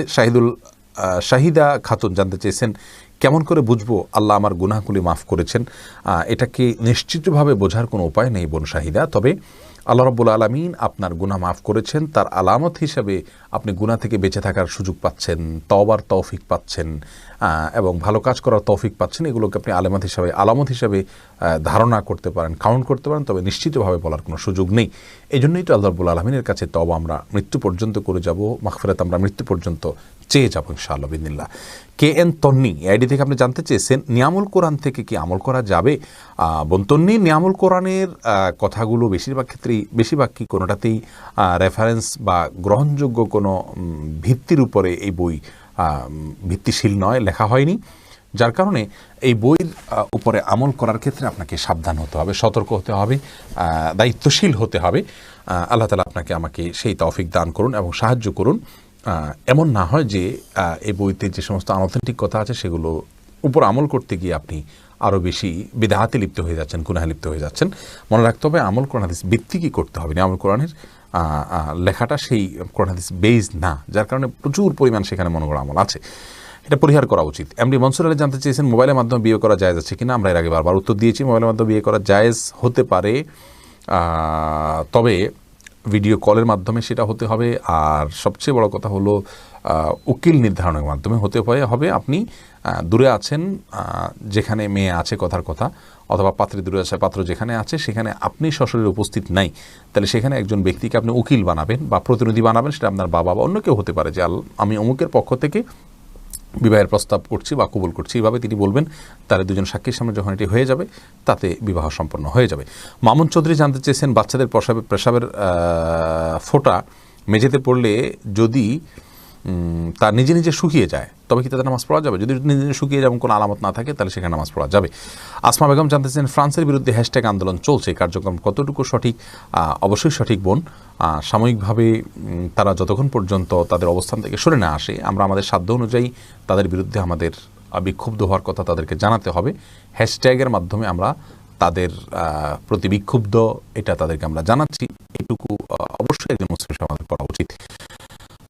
লার্ন উইথ এনজেড এই আইডি থেকে আপনি জানতে চেয়েছেন মুখে মেরিল মাখা থাকলে কি উজু হবে? উজু হবে ইনশাআল্লাহ, কোনো অসুবিধা নেই। শারমিন আক্তার জানাচ্ছেন স্বপ্নে কোরআন শরীফ মানত করলে কি করণীয়? স্বপ্নে মানত করলে এটা বাস্তবায়ন করা কোনো জরুরি না, ওটাকে আপনি ইগনোর করবেন, কোনো কিছু করতে হবে না আপনাকে। ফাইজা মাহমুদা আপনি জানতেছেন শুক্রবারে সূরা কাহফ পড়তে হয়, কেবল প্রথম 10 আয়াত পড়লে কি আদায় হবে? না, প্রথম 10 আয়াত পড়লে আদায় হবে না, পুরো সূরা কাহফ পড়বে, তাহলে সেটা কিয়ামত দিন পর্যন্ত আলাদা নূর হিসাবে কাজ করবে। যদি একান্ত না পড়তে পারেন প্রথম 10 আয়াত, এটার বিশেষ ফজিলত আছে, দাজ্জাল ফিতনা থেকে বাঁচা যায় 10 আয়াত তেলাওয়াত করলে, সেই হিসেবে আপনি এই 10 আয়াত পড়তে পারেন, কিন্তু শুক্রবারে পড়ার যে ফজিলত সেটা পেতে হলে আপনাকে পুরো সূরা পড়তে হবে। আফরিদ সুলতানা জানতে চেয়েছেন সালাম দেওয়ার সময় কপালে হাত তোলা যাবে কিনা? না, সালাম দেওয়ার সময় হাত তোলার কোনো নির্দেশ নেই, সালাম মুখে হবে। আসসালামু আলাইকুম রাহমাতুল্লাহি ওয়া বারাকাতুহু। তবে কেউ যদি দূর দিয়ে যান বা অনেক দূরে থাকেন, আপনার মুখের কথা আপনি নাও শুনতে পারেন, তাহলে সেক্ষেত্রে হাত তুলে ইশারা দিতে পারেন যে আমি আপনাকে সালাম দিয়েছি, এটা ঠিক আছে। রেহানুল ইসলাম জানতেছেন জান্নাতে যারা যাবে তাদের দাড়ি থাকবে না, এটা কি সঠিক? জি হ্যাঁ, হাদিসে স্পষ্ট রয়েছে জান্নাতে যারা যাবে তাদের দাড়ি থাকবে না, চুলও থাকবে না। দেখতে কেমন দেখা যাবে আপনি হয়তো সে চিন্তা করছেন। আল্লাহ রাব্বুল আলামিন যিনি আমাদেরকে সৃষ্টি করেছেন দুনিয়াতে এভাবে চুল দাড়ি দিয়ে, এটা আমাদের কাছে সুন্দর লাগছে, সেখানে আল্লাহ রাব্বুল আলামিন এটা ছাড়াই সৃষ্টি করবেন, তার মধ্যেই সৌন্দর্য থাকবে এবং সেখানে হাতে চুড়ি থাকবে, ভিন্নতা থাকবে। সেই পরিবেশে সুন্দর লাগার জন্য যা যা দরকার আল্লাহ রাব্বুল আলামিন তা করবেন। দুনিয়াকে দিয়ে আখিরাতের অবস্থাকে যদি আমরা বিবেচনা করি, তাহলে সেটা সঠিক হবে না। নাসির সুলতানা জানতে চেয়েছেন দাঁত বাঁধানো কি জায়েজ আছে? জি জায়েজ আছে, কোনো অসুবিধা নেই। আব্দুল হামিদ রিপন জানতে চেয়েছেন স্ত্রীর বয়স কম থাকলে সন্তান দেরিতে নেওয়া যাবে কি না? যদি বয়স হয় এবং ওই বয়সে সন্তান নেওয়াটা স্ত্রীর জন্য ঝুঁকিপূর্ণ হয় বা স্বাস্থ্যহানি হতে পারে, তাহলে সেক্ষেত্রে সাময়িকভাবে বন্ধ করা যেতে পারে, কোনো অসুবিধা নেই। সাজ্জাদ মৃধা জানতে চেয়েছেন আমার ছোট ভাই চারুকলায় পড়ে, সে বলে মানুষ বা জীবজন্তুর ছবি আঁকার গুনাহ কিসের? আমরা তো সেগুলো পুজো করছি না, তাদের ডিপার্টমেন্টে এভাবে তাদের শিক্ষা দেওয়া হচ্ছে, ধীরে ধীরে ইসলাম বিমুখতা চলে যাচ্ছে। সে দেখুন, চারুকলায় যারা পড়ে আমাদের দেশে বেশিরভাগই বিভ্রান্ত হয়ে যায়, কারণ হলো নাস্তিকদের আখড়ায় পরিণত হয়েছে এই ডিপার্টমেন্টটি। আল্লাহ মাফ করুক, যেহেতু অসৎ সঙ্গ সেখানে অনেক বেশি হয়, যার কারণে অসৎ সঙ্গের পরিমাণ বেশি হওয়ার কারণে মানুষ কিন্তু বিপথে চলে যায়। আল্লাহ তাআলা হেফাজত করুন। এ ধরনের সিদ্ধান্ত নেওয়ার আগে আপনাদের 10 বার ভাবা উচিত ছিল। যুক্তি দিয়ে যদি মানুষ সব কিছু বুঝতে যায়, তাহলে একজন মানুষ কোভিড-19 আক্রান্ত রোগীর পাশে থেকেও তিনি কিভাবে আক্রান্ত হচ্ছেন না? যুক্তি সব জায়গায় খাটে না। আল্লাহ রাব্বুল আলামিনের কুদরত, আল্লাহ রাব্বুল আলামিনের নির্দেশনা, এটা যথার্থটা সবসময় যে আমরা বুঝে ফেলবো নিজের বিবেক দ্বারা, তা মোটেও সঠিক নয়। আপনি পুজো করছেন না ছবিটার, কিন্তু এভাবে মানুষের পুজো শুরু হয়। একসময় তার ছবিতে হয়তো ফুল দেয়া হবে, এরপরে মুরাল তৈরি হবে, এরপরে সেখানে ফুল রাখা হবে, এরপরে একসময় সিজদা করা হবে। সরাসরি কিন্তু পূজা কেউ করে না, ধীরে ধীরে সেদিকে চলে যায়। এরকম আরও অনেক দিক থেকে অনাচার সেখানে আছে, যার কারণে এগুলো জায়েজ নাই। আল্লাহ তাআলা তাকে বুঝার তৌফিক দান করুক। সাজিদুর রহমান ফারহান জানতে চেয়েছেন বড়দের কিভাবে দ্বীনের দাওয়াত দিব? বড়দেরকে দ্বীনের দাওয়াত দেবেন বিনয়ের সাথে, সৌন্দর্যের সাথে, নম্রতার সাথে, কোমলতার সাথে। আর রিফকু মাকানা ফি শাইইন ইল্লা জানা ওয়া মা নুসিআ মিন শাইইন ইল্লা শানা। নম্রতা এমন একটা জিনিস, যে কোনো বস্তুর মধ্যে আপনি নম্রতা যুক্ত করে এটা সৌন্দর্যমণ্ডিত হয়ে যাবে। বড়দেরকে দাওয়াত দিচ্ছেন, একটু নম্রতার সাথে দিলে আপনার জন্য অনেক কঠিন কথাও দেখবেন যে অনেক সুন্দর হবে এবং তাদের জন্য অ্যাকসেপ্টেবল হবে। যার কারণে বড়োদেরকে দাওয়াত দিবেন বা ছোটোদেরকে যাদেরকে দাওয়াত দিবেন বিনয়ের সাথে দিবেন, সুন্দরভাবে দিবেন। যে কথা বলে তিনি মাইন্ড করতে পারেন, মনে কষ্ট করতে পারেন, সেটা বলবেন না, অন্য কাউকে দিয়ে, তার সমকক্ষ কাউকে দিয়ে বলাবেন।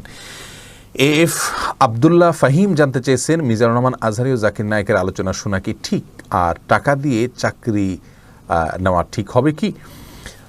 দেখুন, টাকা দিয়ে চাকরি নেওয়া অর্থাৎ ঘুষ দিয়ে চাকরি নেওয়া ঠিক না, যদি আপনার জন্য বিকল্প কোনো ব্যবস্থা থাকে। আর যদি বিকল্প কোনো ব্যবস্থা না থাকে, যেখানেই যান ঘুষ ছাড়া কোথাও আপনার চাকরি হচ্ছে না, তাহলে সেক্ষেত্রে আপনার জন্য মানে ঘুষ দিয়ে চাকরি নেওয়া জায়েজ হবে নিরুপায় হিসাবে, কিন্তু যিনি নিচ্ছেন তার জন্য সর্বাবস্থা গুনাহ হবে।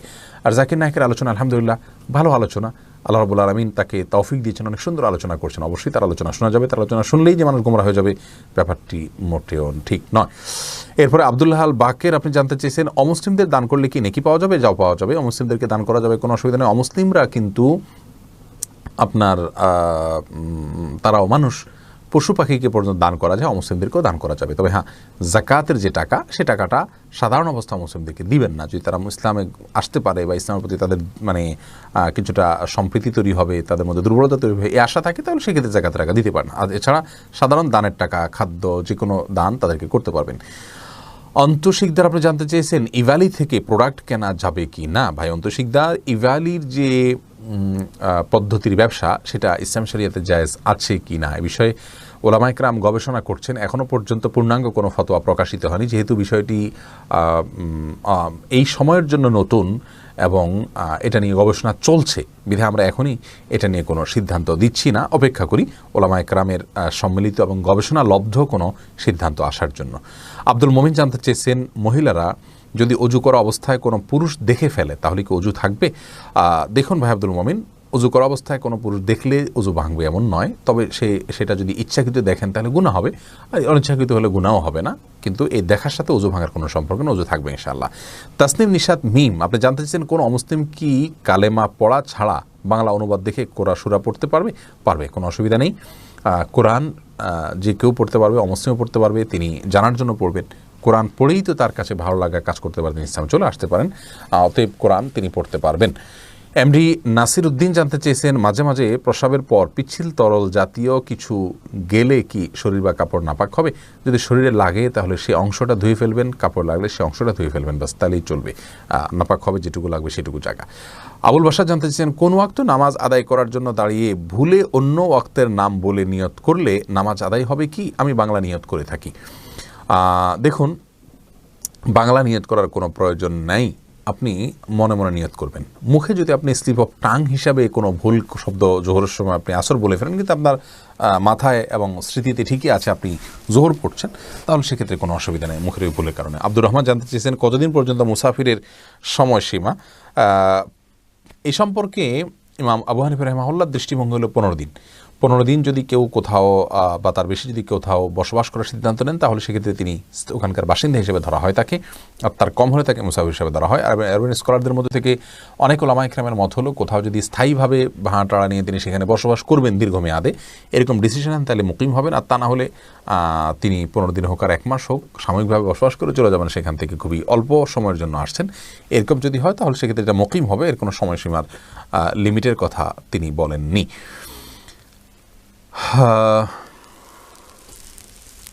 এরপরে হেলাল রহমান জানতে চেয়েছেন, আপনি এক ভিডিওতে বলেছেন যে নামাজে ইমাম ভুল করলে সুবহান আল্লাহ বলে লোকমা দিতে হবে, তাহলে আমাদের সমাজে প্রচলিত আল্লাহু আকবার লোকমা কি ভুল? হ্যাঁ ভাই হেলাল রহমান, এটা আমাদের সমাজে ভুল একটা প্রচলন।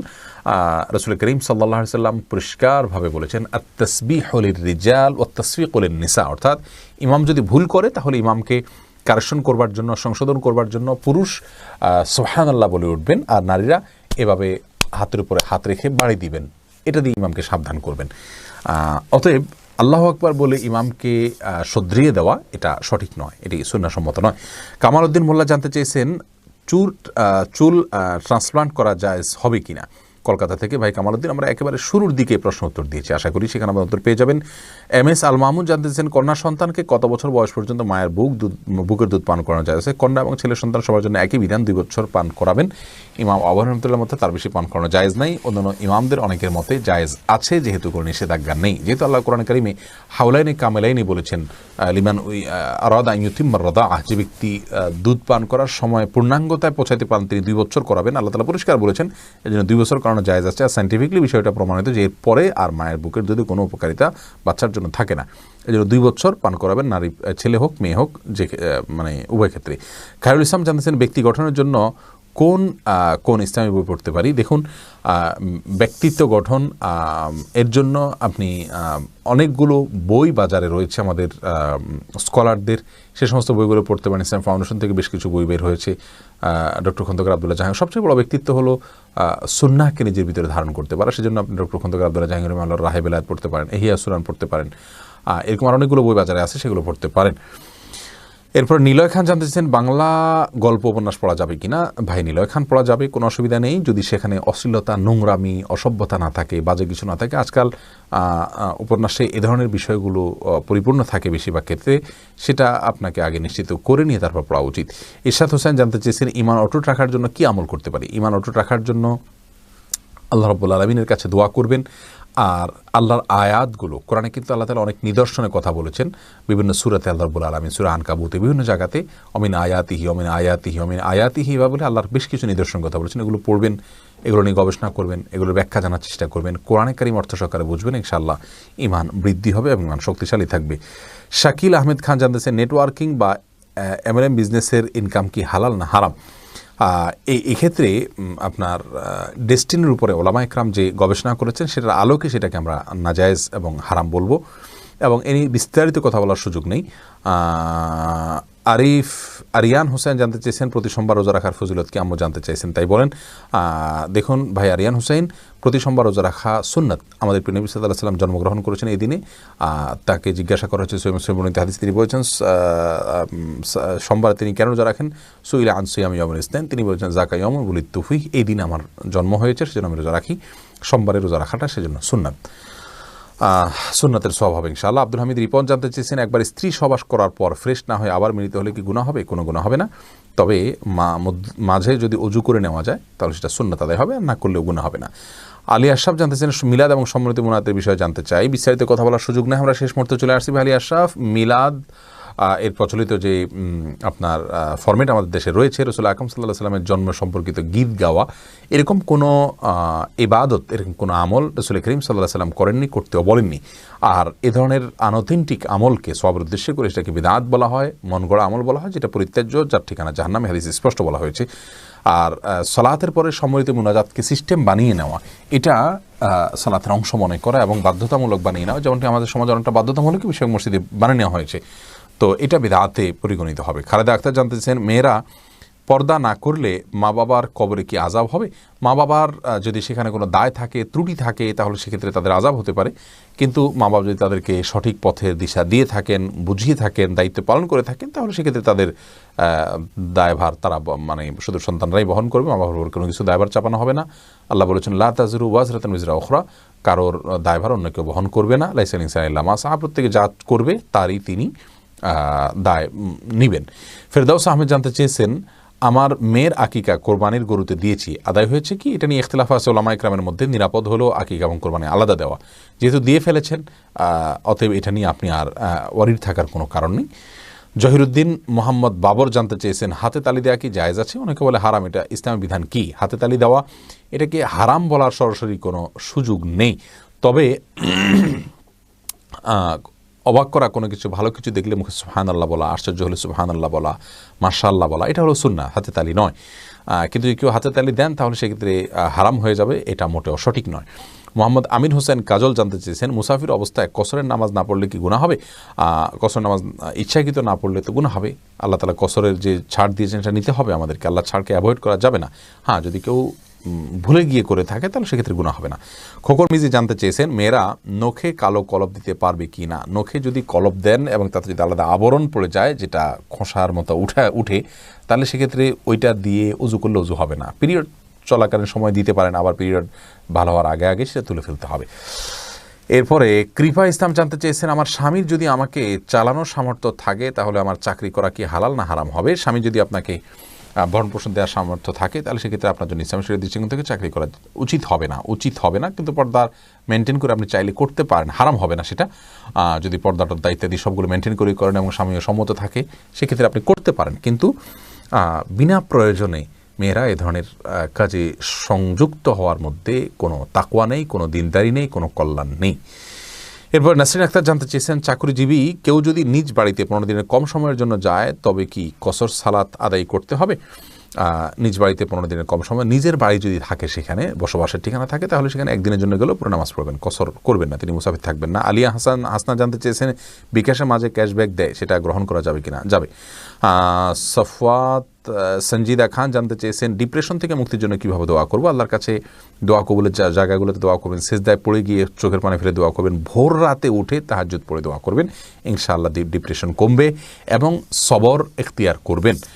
আল্লাহ যা করেন এর ভিতরে মঙ্গল নিহিত থাকে। আল্লাহ পছন্দ করলে মানুষকে পরীক্ষা দেন, কষ্টে ফেলেন, এই কথাগুলো কল্পনা করবেন, ইনশাআল্লাহ বিদিনে শান্তি আসবে। তবে দোয়ার জন্য আপনার দোয়া কবুলের সময়গুলো, বিশেষ করে ভোর রাত এবং সেজদা, এই দুই সময় দোয়া করবেন, ইনশাআল্লাহ ডিপ্রেশন থেকে মুক্তি লাভ করবেন। কোরআন তেলাওয়াত করবেন অর্থ সহকারে বুঝে, এটা একটা বড় মাধ্যম। জান্নাতুল ফেরদাউস জানতেছেন, মহিলারা কি ঘরে ইতিকাফ করলে হবে? সঠিক নিয়ম কি?